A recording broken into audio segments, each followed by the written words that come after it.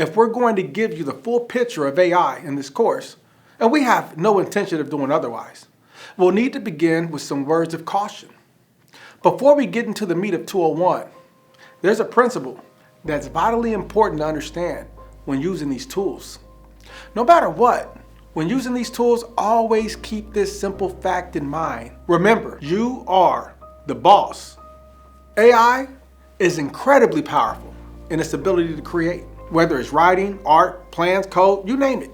AI is a beautiful machine, but it's just that, a machine. A machine can't create new ideas from scratch. It can't decide right from wrong, and it cannot take things into consideration like your family or your mental health.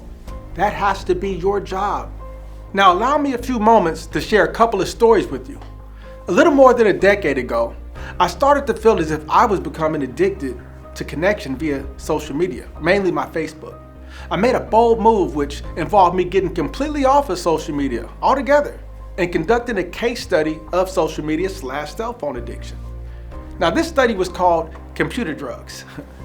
During this process, I went back to a flip phone. Yes, a flip phone. For 5 years, from 2009 to 2014. What I witnessed was people would get so offended when you bring up phone addiction to them in a conversation. To me, this formed a new category of things you should stay away from, like politics and religion, when talking to folks. What I ultimately realized or discovered was social media is not a bad thing. You just have to make sure you're using it for the right reasons. Social media is most effective when people feel that you're giving out your honest opinions and your honest feedback. They have to feel that you're not just here to push your business or your wants and needs, but you're also here to listen and are accessible. Due to my decision on how to best work social media, I rose to the highest heights of being a local / regional social media influencer.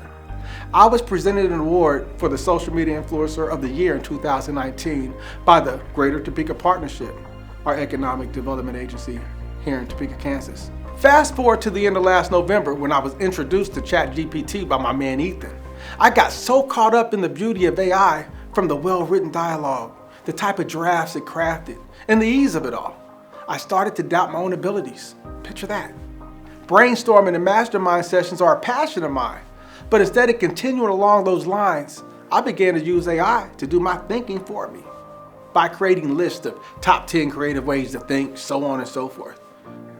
It got to the point that my business partner, Mr. Connor England, had to come have a real heart-to-heart conversation with me about my use of this model. And for me to dial it in, and when I use it, make sure I did it in the right sequence.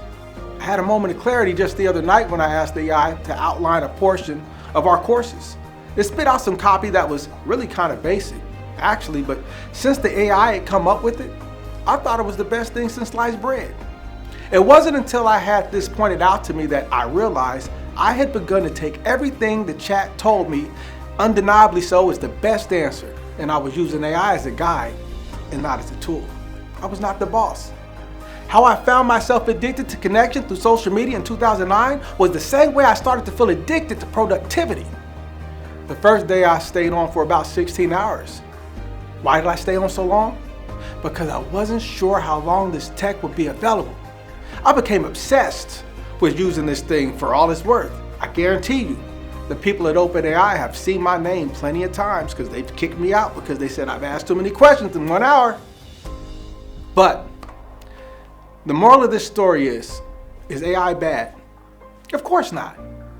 We've put together multiple courses on how to best use it in your life. It's like social media. It's not bad to use. It's not even bad to use every day. But you have to remember, you are the boss.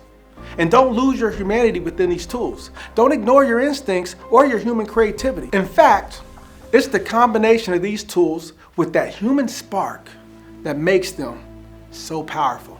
We know you're excited to get into these strategies, and we're excited to show them to you. The rest of the videos in AI 201 are exclusively about prompt engineering, best practices, and useful strategies to turn you into the best prompt engineer that you can be. But it was very important to us that you understand some of the potential pitfalls of diving too deep without having a firm grasp on the foundation that underpins it all, which is your humanity and your creativity. At CPM, we want everyone to create incredible things for the right reasons, as long as you remember what we discussed here today, you'll be just fine. Just promise us that you use your head and your heart equally as you go. Thank you, everyone.